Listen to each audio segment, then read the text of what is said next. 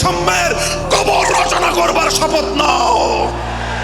হে হতাশাগ্রস্ত জাতি, আসো আল কোরআনের কাছে, আমরা তোমাদেরকে মুক্তির বার্তা শোনাই, আমরা তোমাদেরকে সান্ত্বনার বাণী শোনাবো।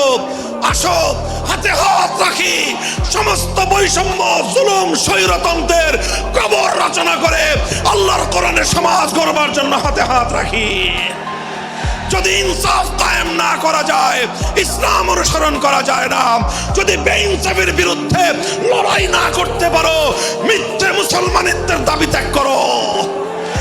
তুমি যদি ইনসাফের জন্য যুদ্ধ করতে না পারো, তুমি যদি বৈষম্যের বিরুদ্ধে লড়াই করার হিম্মত না রাখো, মুসলমানের মিথ্যা দাবি করা ভণ্ডামি ছাড়া কিছুই নয়। আর সর্বোপরি যদি একটি বৈষম্যহীন সমাজ গড়বার জন্য শাহাদাতের রক্ত দিতে হয়, আবু সাঈদের মতো বৈষম্যের বিরুদ্ধে বুক পেতে দিয়ে জীবন দেওয়ার জন্য শপথ নিতে হবে।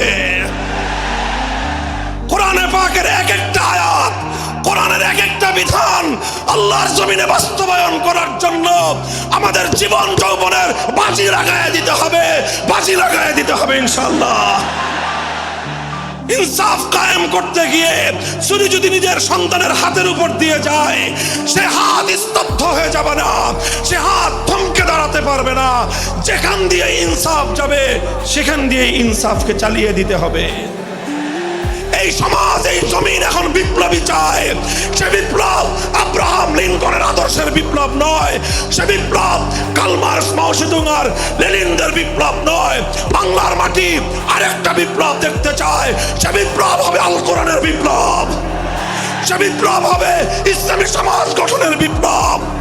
সেই বিপ্লবের জন্য 2000 যুবক নয়, যদি 2 লক্ষ যুবকের তাজা বুকের শাহাদাতের রক্তের প্রয়োজন হয়, সে রক্ত দেওয়ার জন্য শহীদ ঈদগাহে কারা কারা জমায়েত হবে, কারা কারা জমায়েত হবে।